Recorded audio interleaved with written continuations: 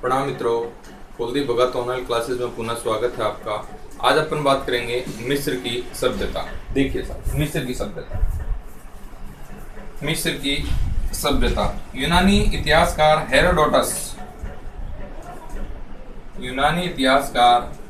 Herodotus ने मिस्र को नील नदी का वरदान कहा। मिस्र को नील नदी का वरदान कहा। नील नदी का वरदान कहा। जे.ई. स्वेन ने मिस्र को नील नदी की पुत्री कहा। नील नदी की पुत्री कहा। नेक्स्ट है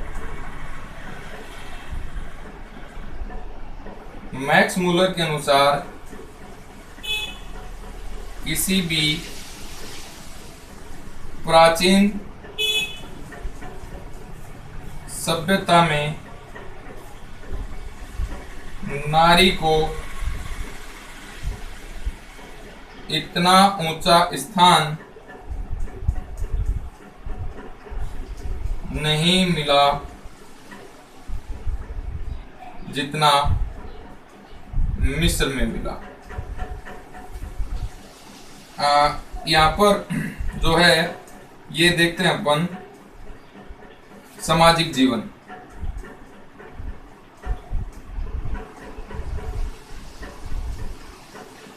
सामाजिक जीवन देखते हैं तो पिता की मृत्यु के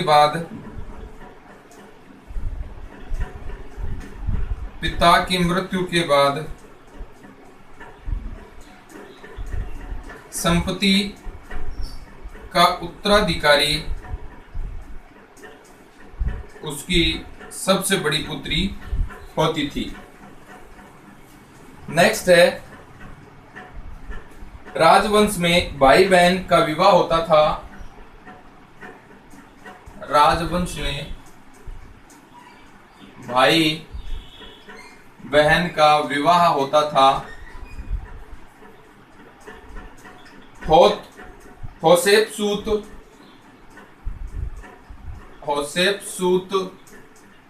व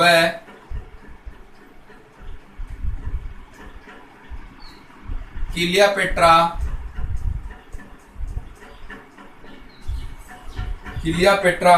इसके द्वारा शासन संचालित किया गया था।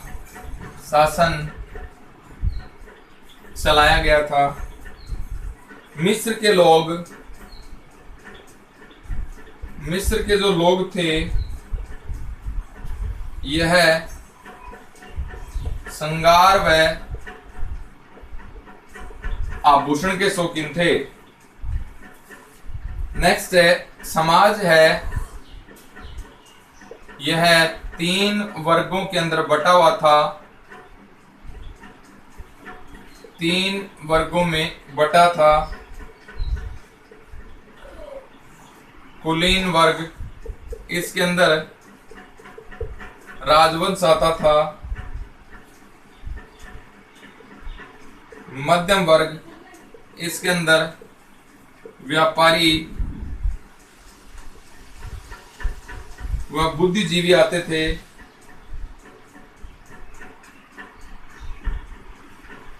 तृतीय वर्ग, इसके अंदर किसान, मजदूर और गुलाम आते थे। नेक्स्ट देखेंगे धार्मिक जीवन। धार्मिक जीवन देखें इनका बहुदेववाद,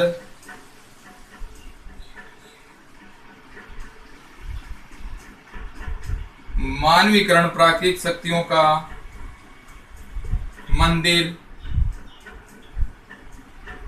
मूर्तियां, पुरोहित, धार्मिक कर्मकांड, पूजा, बलि, जादू टोना, तंत्र मंत्र, अंधविश्वास,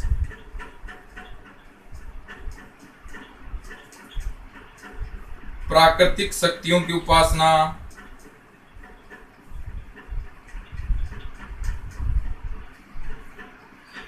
आत्मा की अमरता, आत्मा की अमरता,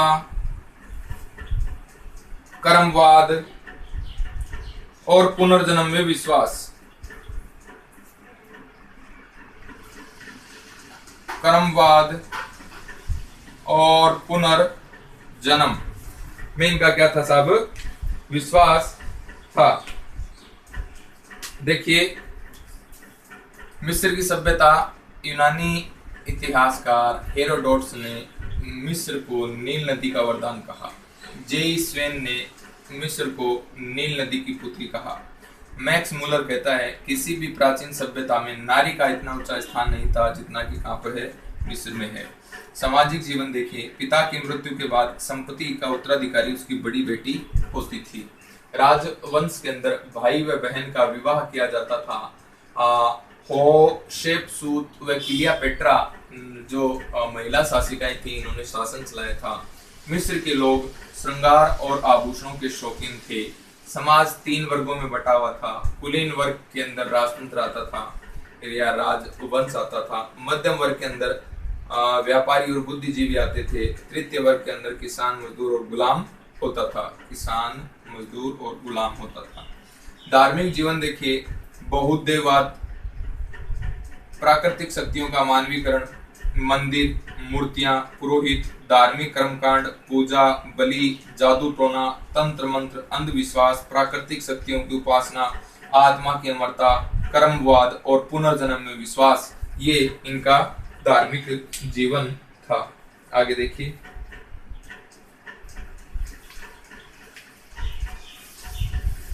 धार्मिक जीवन है, इसके अंदर अपन और देखें। धार्मिक जीवन,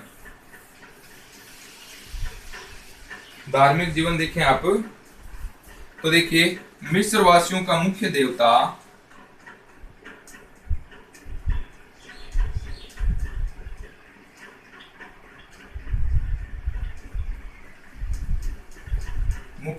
था सूर्य।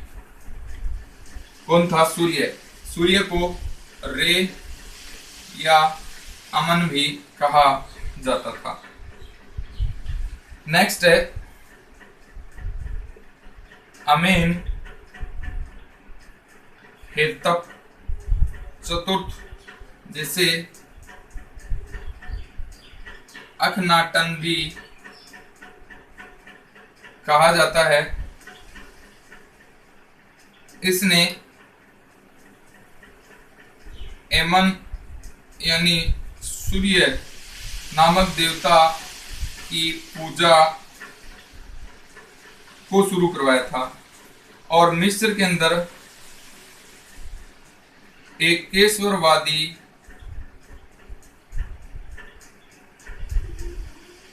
विचारधारा को आगे बढ़ाया। एमन या एटन को संपूर्ण विश्व का एकमात्र देवता घोषित कर दिया और सभी मंदिर बंद करवा दिए।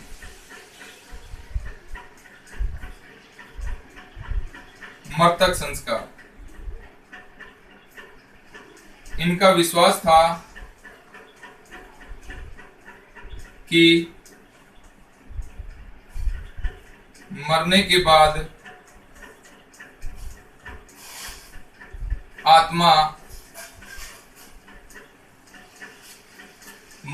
बाद आत्मा शुद्धिकरण के लिए जाती है, शुद्धिकरण के लिए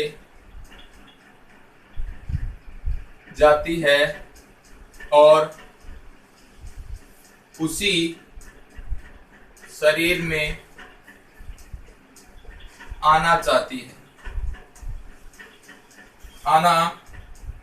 है। इस आधार पर मृतक का शरीर नष्ट नहीं किया जाता था। विशेष मसालों की सहायता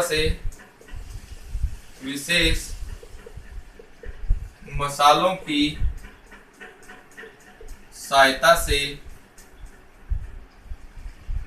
सुरक्षित रखा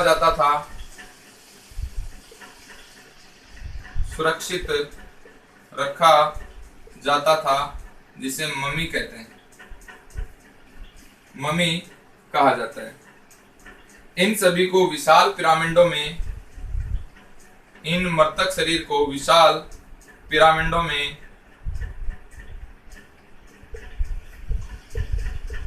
सुरक्षित रखा जाता था।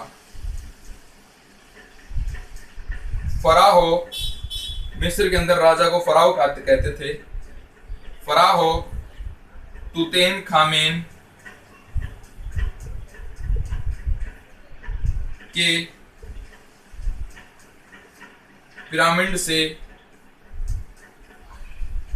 बहुत सी सामग्री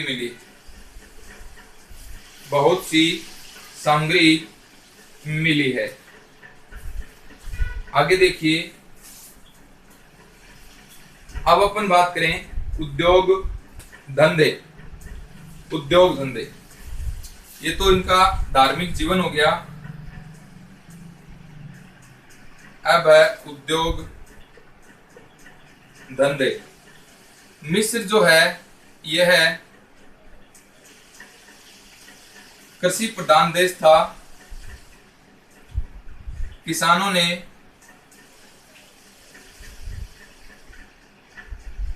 सौर पंचांग का आविष्कार किया।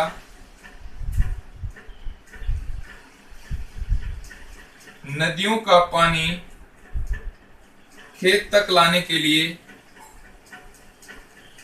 डेकली का आविष्कार किया, जिसे मिस्र के अंदर सोडूफ कहते थे।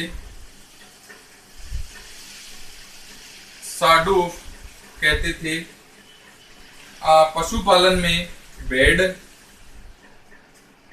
बकरी, गाय, बैल, खच्चर आदि को पालते थे। ऊंट के बारे में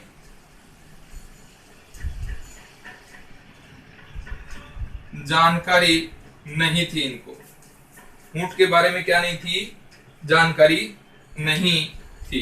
देखिए, मिस्र वासियों का मुख्य देवता सूर्य था। इसे रे, एमन या एटन कहते थे। मिस्र का शासक अमेनहेतप चतुर्थ, जिसे अखनाटन भी कहते हैं, इन्होंने एमन या सूर्य की पूजा शुरू करवाई और मिस्र के अंदर एकेश्वरवादी विचारधारा को जन्म दिया। एमन या एटन को संपूर्ण विश्व का एकमात्र देवता घोषित कर दिया और अन्य सभी मंदिर बंद करवा दिए। मृतक संस्कार देखिए, इसका विश्वास था, यानी मिस्र वासियों का विश्वास था कि मरने के बाद में आत्मा है, यह शुद्धिकरण के लिए जाती है और पुनः अपने शरीर में आना चाहती है। इसी कारण मृतक का शरीर नष्ट नहीं करते थे और विशेष मसालों के आधार पर इनको सुरक्षित रखा जाता था, जिसे मम्मी कहते हैं। विशाल पिरामिडों में शरीर को रखा जाता था सुरक्षित। फराहों के, मिस्र के शासकों को फराह कहा जाता था। फराहो तुतनखामेन के पिरामिड से बहुत सी सामग्रियां मिली हैं। बहुत सी क्या मिली हैं? सामग्रियां मिली हैं। यानी क्या हो गया? पुनर्जन्म में इनका विश्वास हो गया। अब देखिए मिस्र के अंदर उद्योग धंधे। मिस्र जो है कृषि प्रधान देश था। किसानों ने सौर पंचांग का आविष्कार किया। नदियों के पानी को खेत तक लाने के लिए डेकली या साडूफ का प्रयोग किया जाता था। मिस्रवासी भेड़, बकरी, गाय, बैल, खच्चर आदि को पालना जानते थे और ऊंट के बारे में जानकारी नहीं थी। मिस्र वासियों को किसके बारे में जानकारी नहीं थी? ऊंट के बारे में जानकारी नहीं थी। अब देखिए आगे, उद्योग धंधे चल रहे हैं अपने। उद्योग धंधों में आगे देखेंगे आप, उद्योग धंधों में देखेंगे आप, सोना है, यह मिस्रवासी सोना है, यह है न्यूबिया से, और लोहा है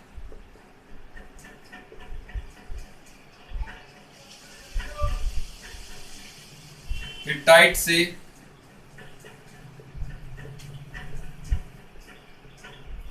तांबा और तांबा टीन को मिलाकर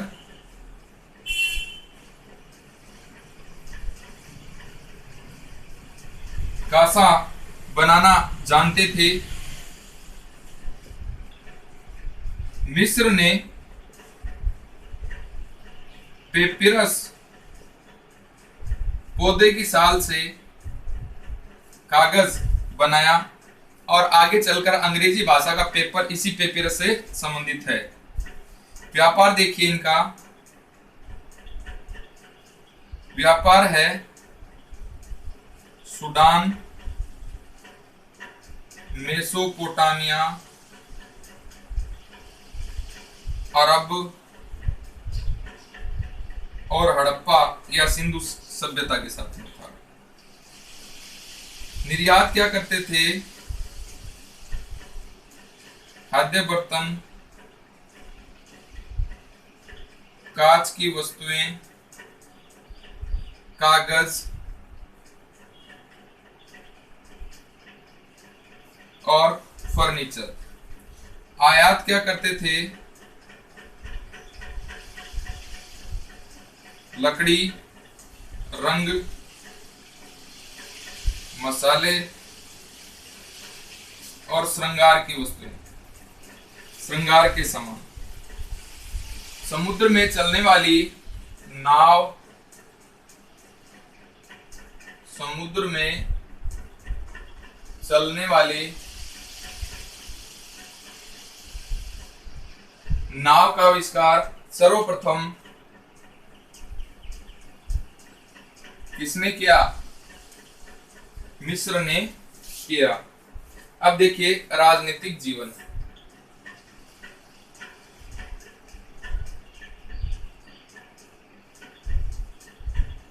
राजनीतिक जीवन 3400 ईसा पूर्व के आसपास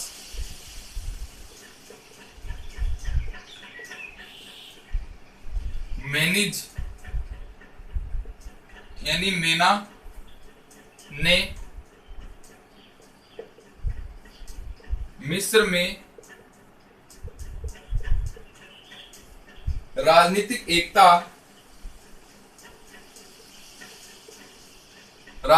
एकता और केंद्रीय सत्ता की क्या करी? नींव डाली। उत्तरी मिस्र की राजधानी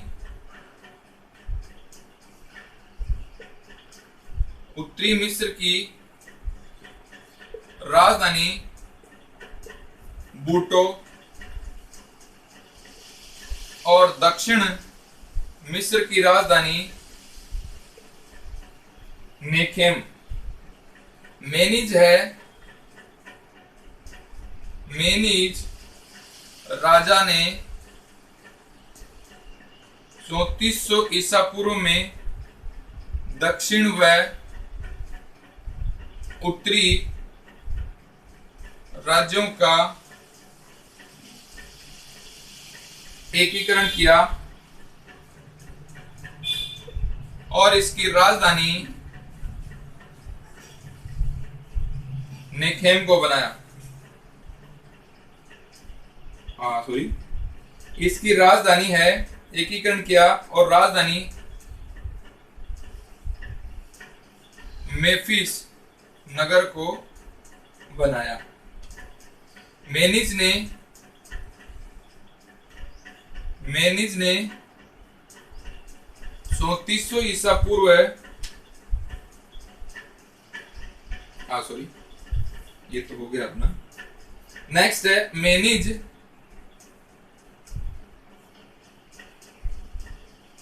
प्रथम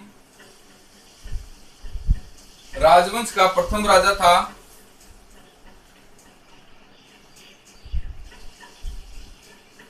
प्रथम राजवंश का प्रथम राजा था। इतिहासकारों ने मिस्र के इतिहास को 3 भागों में बांटा है। मिस्र का इतिहास है, इसे 3 भागों में बांटा है। देखेंगे, देखिए, सोना है मिस्र न्यूबिया से मंगवाता था, लोहा हिटाइट से मंगवाता था, तांबा टीन को मिलाकर कासा बनाना जानता था। मिस्र जो है पेपिरस पौधे से कागज तैयार करना जानता था और सर्वप्रथम कागज का निर्माण मिस्र में हुआ था। और ये पेपर जो पेपिरस शब्द से ही पेपर शब्द बना है, जो अंग्रेजी शब्द है। व्यापार देखिए, सूडान, मेसोपोटामिया, अरब और हड़प्पा से व्यापार था इनका। निर्यात क्या क्या करते थे? खाद्य बर्तन, कांच की वस्तुएं और कागज, फर्नीचर निर्यात करते थे। आयात क्या करते थे? लकड़ी, रंग, मसाले, श्रृंगार की वस्तुएं आयात करते थे। समुद्र में चलने वाली नाव का सर्वप्रथम आविष्कार किसने किया था? मिस्र ने किया था। राजनीतिक जीवन देखिए, 3400 ईसा पूर्व के आसपास मेनिज या मेना ने मिस्र में राजनीतिक एकता और केंद्रीय सत्ता की क्या रखी? नींव रखी। उत्तरी मिस्र की राजधानी बोटो थी, दक्षिणी मिस्र की राजधानी नेखेम थी। मेनिज राजा ने 3400 ईसा पूर्व में दक्षिण व उत्तरी राज्यों का एकीकरण किया और इसकी राजधानी मेफिस नगर बनाई। मेनिज प्रथम राजवंश का प्रथम राजा था। इतिहासकारों ने मिस्र के इतिहास को 3 भागों में बांटा है। इतिहासकारों ने मिस्र के इतिहास को 3 भागों में बांटा है। देखिए, मिस्र का इतिहास है 3 भागों में बटा हुआ है। मिस्र का इतिहास कितने भागों में बटा हुआ है? 3 भागों में बटा हुआ है। इतिहास के भाग कितने हैं साहब? 3 भाग हैं। 1 नंबर पे है पिरामिड का युग या प्राचीन युग, 3400 से 2400 ईसा पूर्व। पिरामिडों के निर्माण के कारण इसे पिरामिड युग कहते हैं। मेनिज ने अपने आप को फराहो कहा। मिस्र में पिरामिडों की संख्या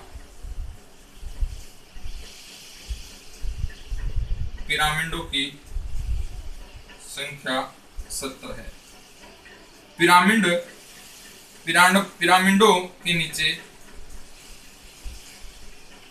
सम्राट के मृत शरीर को रखा जाता था। सम्राट के मृत शरीर को पिरामिड में क्या किया जाता था? रखा जाता था। मिस्र के पिरामिड जो हैं ये मेफिस यानी वर्तमान काहिरा, मेफिस काहिरा से पूर्व की ओर रेगिस्तानी भाग में लगभग 60-70 मील एक कतार के अंदर फैले हैं। एक कतार के अंदर फैले हुए हैं। खुफरू के नेतृत्व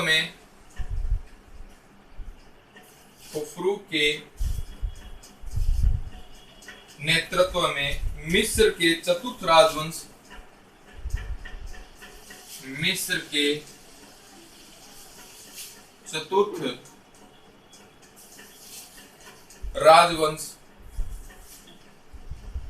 2900 से 2700 ईसा पूर्व की स्थापना स्थापना। गीजा का विश्व प्रसिद्ध पिरामिड का निर्माण किया गया। गीजा का विश्व प्रसिद्ध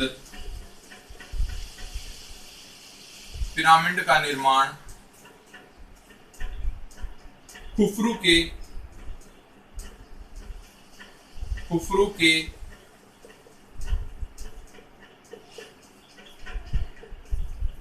शासनकाल में किया गया। इसे विश्व का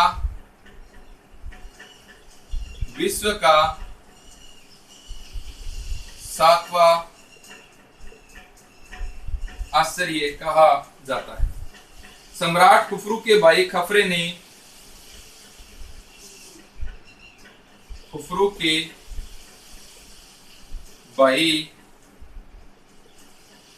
ने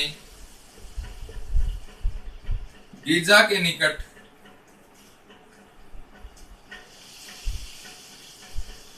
स्फिंक्स की मूर्ति बनाई। यह मूर्ति शरीर सिंह का और मुंह मानव का दिखाया गया है। स्फिंक्स है, यह फराहों की शक्ति का प्रतीक है। फराहों की शक्ति का क्या है सब? प्रतीक है। मिस्र के सम्राटों की आयताकार पाषाण समाधियां सामंतों की आयताकार समाधि है। इसे मस्तबा कहा जाता था। नेक्स्ट है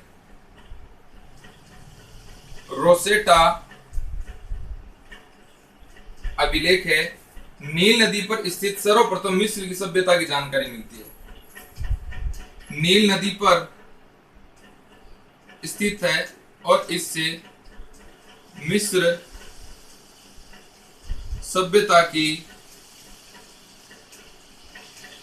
जानकारी मिलती है।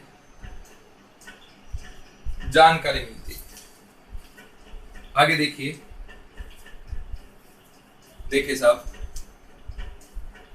मिस्र का इतिहास है, इसे 3 भागों में बांट दिया जाता है। पहला युग है पिरामिड युग, प्राचीन युग 3400 से 2400 ईसा पूर्व है। पिरामिड इसी युग में बने थे, इसलिए इसको पिरामिड युग कहते हैं। मेनिज ने अपने आप को फराहो घोषित किया। इस समय प्रथम राजा माना जाता है। यह है मिस्र का। पिरामिडों की संख्या 70 है। सम्राट के मृत शरीर को रखा जाता था। मेफिस काहिरा से पूर्व की ओर रेगिस्तान में लगभग 60 से 70 मील की कतार में सीधे फैले हुए हैं। खुफरू है, इसके नेतृत्व में मिस्र के चतुर्थ राजवंश यानी 2900 से 2700 ईसा पूर्व की स्थापना की गई। गीजा का प्रसिद्ध पिरामिड का निर्माण करवाया खुफरू के शासनकाल में हुआ था। इस पिरामिड को विश्व का 7वां आश्चर्य माना गया। खुफरू के भाई खफरे ने गीजा के अंदर स्फिंक्स की मूर्ति बनाई। इस मूर्ति का शरीर सिंह का और मुंह मानव का है। स्फिंक्स है, यह फराहों की शक्ति का प्रतीक है। सामंतों की आयताकार समाधि है, इसे मस्तबा कहते हैं। रोसेटा अभिलेख है जो नील नदी के किनारे स्थित है और इस अभिलेख से अपने को मिस्र की सभ्यता की जानकारी मिलती है। आगे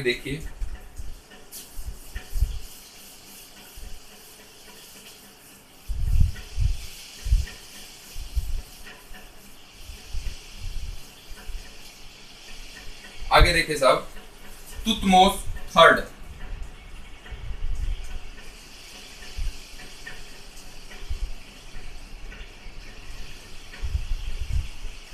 तुतमोस थर्ड मिस्र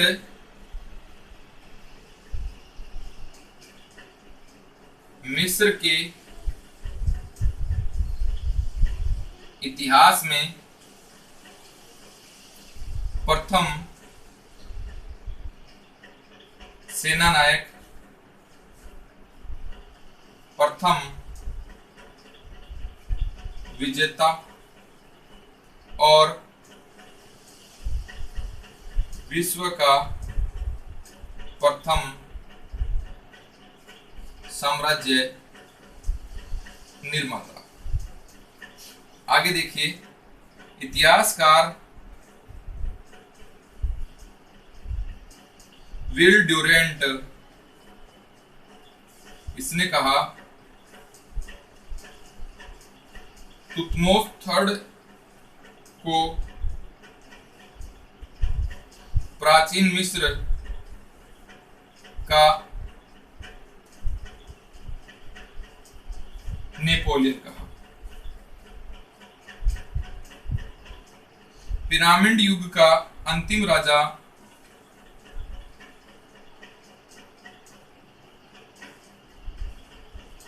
पिरामिड युग का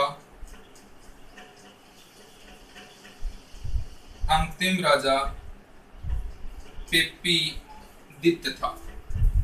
क्या था? पेप्पीदित्य था। अब देखिए, पिरामिड युग हो गया। दूसरा युग है सामंतवादी या मध्य युग। सामंत शाही या मध्य युग 2400 से 1800 ईसा पूर्व।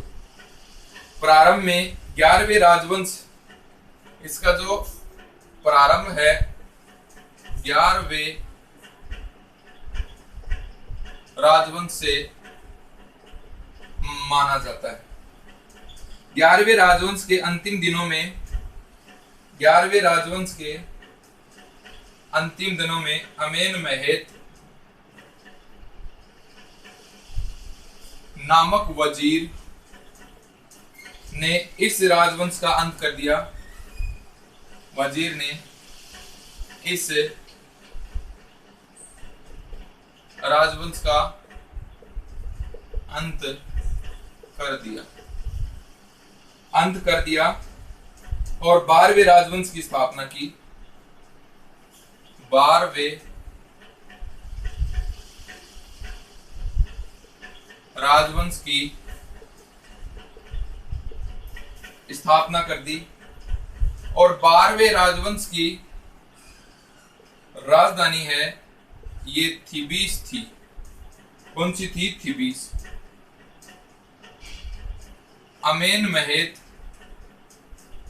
अमेनमेहेत ने अपने राज्य की स्मृति पर अपने राज्य की स्मृति पर गर्व करते हुए कहा कि मेरे राज्य में न कोई भूखा है न प्यासा, सभी शांतिपूर्वक जीवन जी रहे। ये अमेनमेहेत ने कहा। इस युग के शासकों ने कर्नाक का अमेन मंदिर बनाया।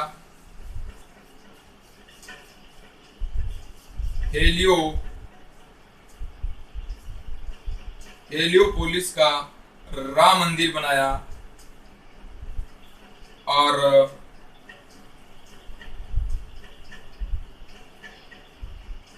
बबूस्तीन का अबेस्तेत मंदिर बनवाया और कप्तोस का मीन मंदिर बनवाया। कप्तोस का कौन सा मंदिर बनवाया? मीन मंदिर बनवाया। देखिए,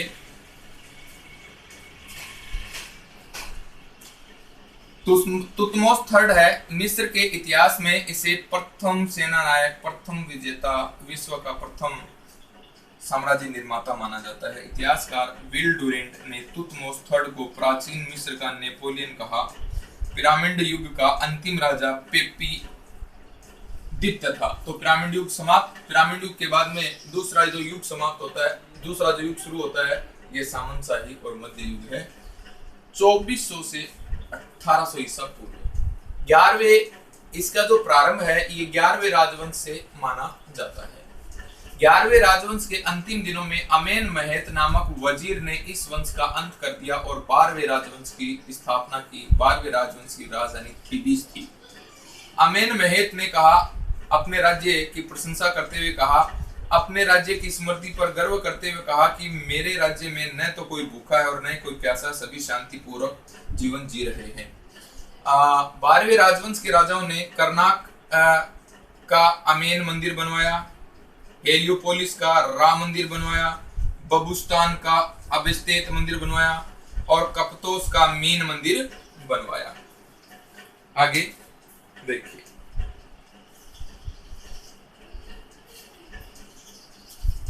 आगे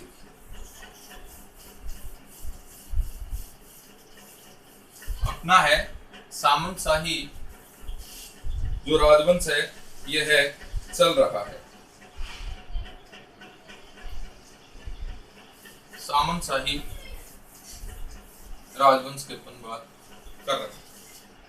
देखिए, मिस्र शासकों की भव्य मूर्तियां इसी युग में बनी। मिस्र शासकों की भव्य मूर्तियां इसी युग में बनी। अमेन महत थर्ड,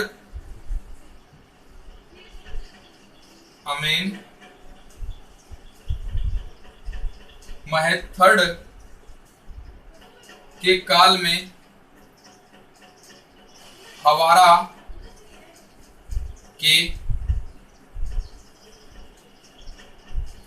के पिरामिड के सामने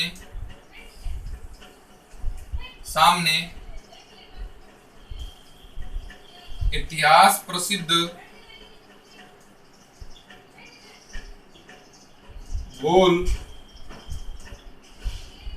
गुलैया है। पश्चिम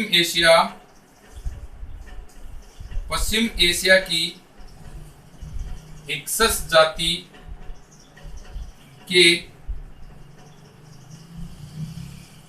आक्रमण ने 12वें राजवंश का पतन कर दिया।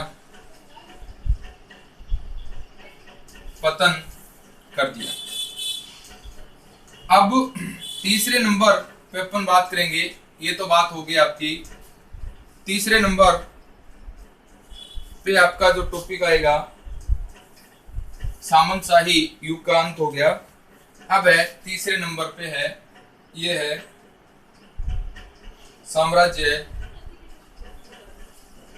साम्राज्यवादी युग 1800 से 650 ईसा पूर्व।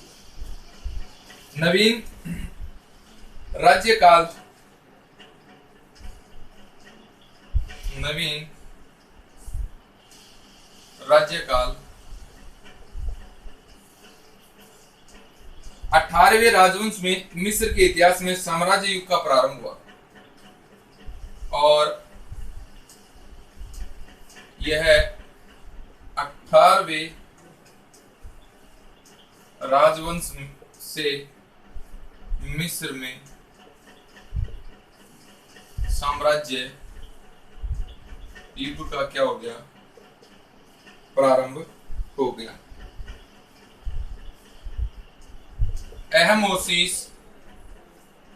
अहमोसिस ने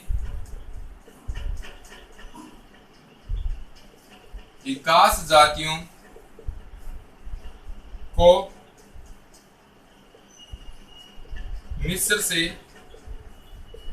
मार भगाया तथा 18वें राजवंश की क्या कर दी, स्थापना कर दी। अब है रानी होशेपसूत 1501 से 1479 ईसा पूर्व। देवी होरस के नाम से यह जानी जाती थी। ऐतिहासिक रानियों में प्रथम व विश्वविख्यात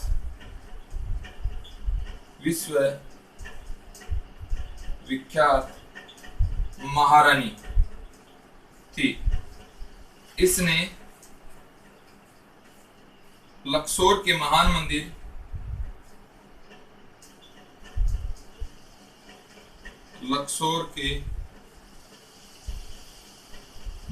मंदिर का निर्माण करवाया था। लक्सोर के महान मंदिर का क्या करवाया था, निर्माण करवाया था। देखिए दूसरे नंबर का सामंतशाही शासनकाल चल रहा है। मिस्र शासकों की भव्य मूर्तियां इसी काल में बनी सामंतशाही शासनकाल के अंदर। आमेनहेतप थर्ड के काल में हवारा के पिरामिड के सामने प्रसिद्ध भूल भुलैया का निर्माण हुआ। नेक्स्ट है पश्चिमी एशिया की हिक्सस जाति के आक्रमण ने 12वें राजवंश का क्या कर दिया, पतन कर दिया। अब अपन बात करते हैं तो देखेंगे सामंतवादी युग, ये है तीसरा। इतिहास को 3 भागों में बांटा। तीसरा जो भाग है 1800 से 650 ईसा पूर्व, सामंतवादी युग। यह नवीन राज्य काल था। 18वें राजवंश इसी काल के अंदर जन्म लेता है। 18वां राजवंश मिस्र में साम्राज्य युग का प्रारंभ होता है, साम्राज्यवादी युग का प्रारंभ होता है। अहमोसिस ने हिकास जातियों को मिस्र से भगा दिया और 8वें राजवंश की स्थापना कर दी। किसने? अहमोसिस ने। रानी होतेपसूत है 1501 से 1479 ईसा पूर्व। इसे देवी होरस के नाम से भी जानते हैं। ऐतिहासिक रानियों में प्रथम व विश्व प्रसिद्ध महारानी थी। इसने लक्सोर के अंदर एक प्रमुख मंदिर का क्या करवाया था, निर्माण करवाया था। लक्सोर के मंदिर का क्या करवाया, निर्माण करवाया।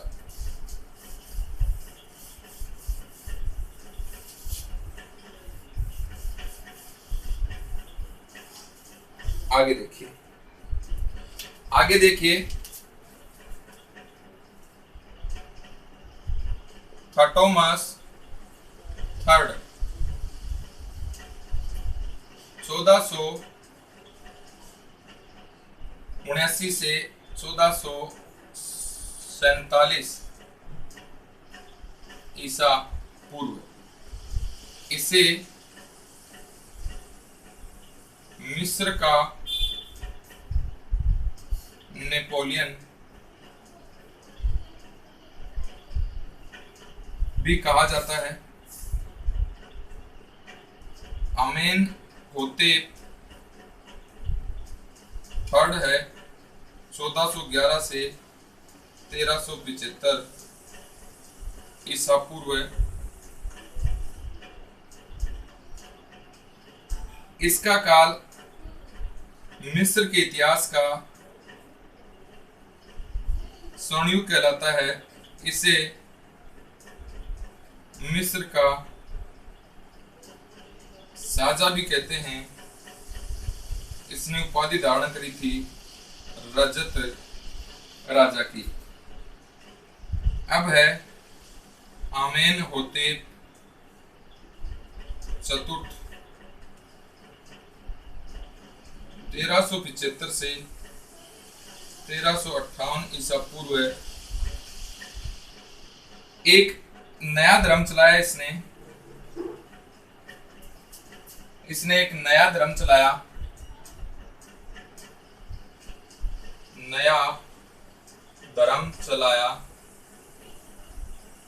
नया धर्म चलाया इसने, जिसे अखनाटन धर्म कहा जाता है। अखनाटन धर्म कहा जाता है। इसने बहुदेववाद के स्थान पर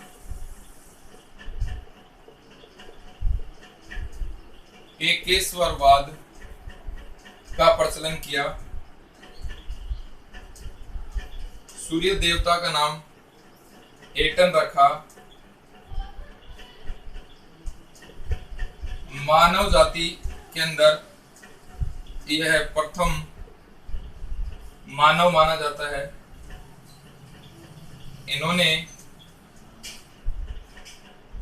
अमन या एटन सूर्य पूजा पर जोर दिया। निराकार की उपासना का श्रेय इसे दिया जाता है। प्राचीन इतिहास के अंदर इसे प्रथम धार्मिक व्यक्ति माना जाता है। राजधानी अखनाटन अल अरमना, वर्तमान में अल अरमना को इसने बनाया। अल अरमना को उसने अपनी राजधानी बनाया। नेक्स्ट देखिए, तुतनखामन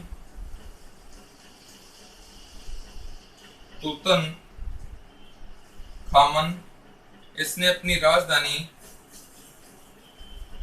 ये थीब्स को बनाया। राजधानी किसको बनाया? थीब्स को बनाया। देखिए, थटोमस थर्ड है, इसे मिस्र का नेपोलियन कहते हैं। अमेनहेतप थर्ड है, इसके काल को मिस्र का स्वर्णयुग कहते हैं। इसे मिस्र का साजा कहते हैं।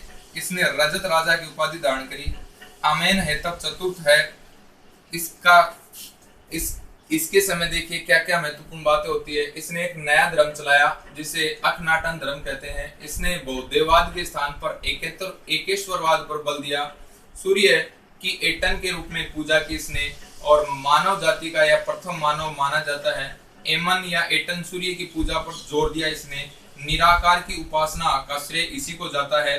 प्राचीन इतिहास के अंदर इसको प्रथम धार्मिक व्यक्ति माना जाता है। इसने अपनी राजधानी अखनाटन, वर्तमान में अल अरमना को बनाया। तुतनखामन है, इसी वंश का तुतनखामन है। इसने अपनी राजधानी कहाँ बनाई? थीब्स में बनाई। अब देखिए इस राजवंश का क्या होगा? पतन।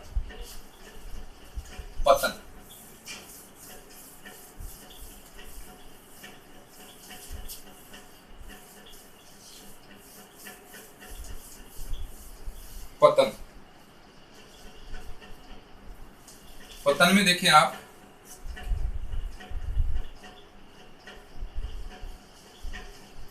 पतन है 332 ईसा पूर्व। सिकंदर ने मिस्र पर विजय प्राप्त कर ली, और सिकंदर की मृत्यु के बाद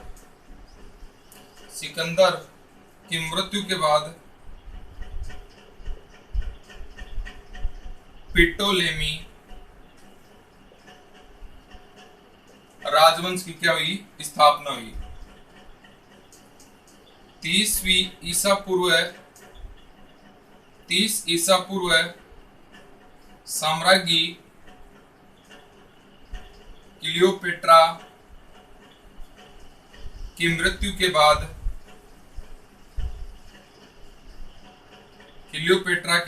बाद ओटवेन की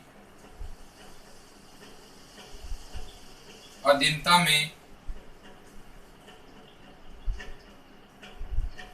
रोमन साम्राज्य के अंतर्गत एक प्रांत इसको मिस्र को बना दिया गया, प्रांत बना दिया गया। अब देखिए शासन व्यवस्था। शासन व्यवस्था में देखिए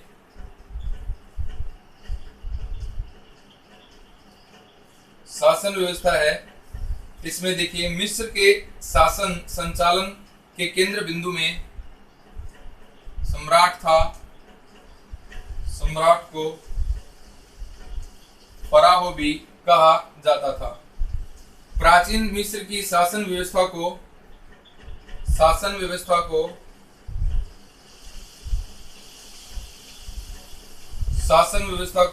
थियोक्रेसी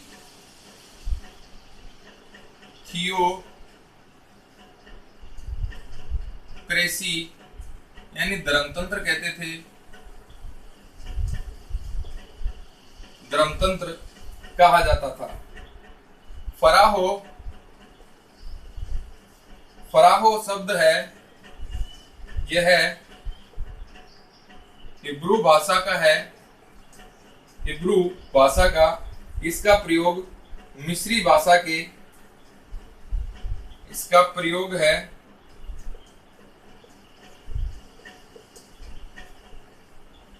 मिस्री भाषा के पेर ओ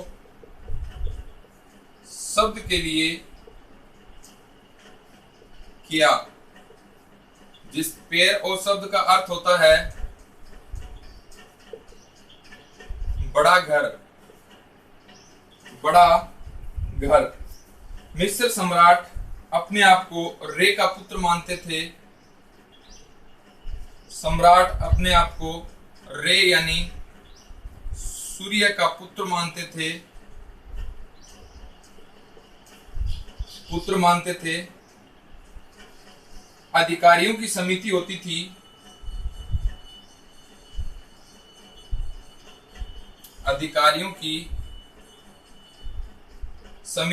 थी।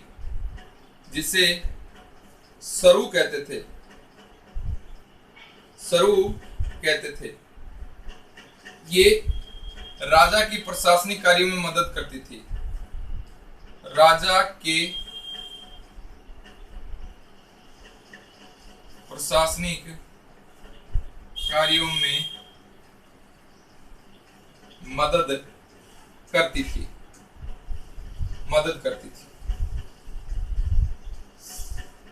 संपूर्ण साम्राज्य को 40-50 प्रांतों में बांट रखा था। प्रांत को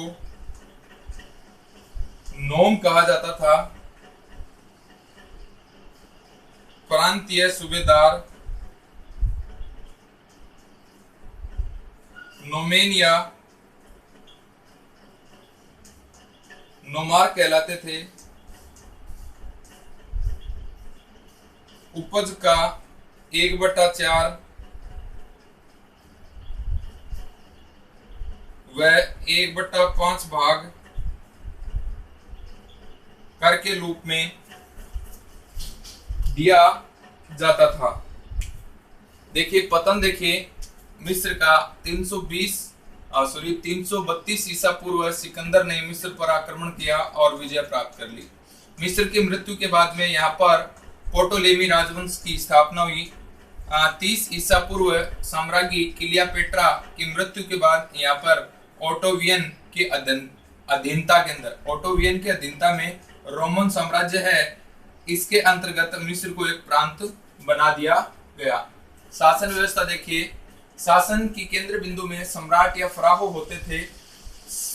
शासन व्यवस्था को थियोक्रेसी धर्मतंत्र कहा जाता था। फराहो शब्द है, ये हिब्रू भाषा का है। इसका प्रयोग मिस्री भाषा के पेर ओ शब्द से लिया गया है, जिसका अर्थ होता है बड़ा घर। सम्राट जो है अपने आप को रे या सूर्य का पुत्र मानते थे। अधिकारियों की एक समिति होती थी शुरू, ये शुरू समिति राजा के प्रशासनिक कार्यों में मदद करती थी। संपूर्ण साम्राज्य को 40-50 प्रांतों में बांटा जाता था। प्रांत को नोम कहा जाता था और प्रांत का सूबेदार नोमेन या नोमार कहा जाता था। उपज का 1/4 से 1/5 भाग कर के रूप में लिया जाता था। तो ये बात हो गई मिस्र के अंदर राजतंत्र की। अब मिस्र के अंदर अपन बात करेंगे स्थापत्य कला के बारे में आने वाली क्लास में। धन्यवाद।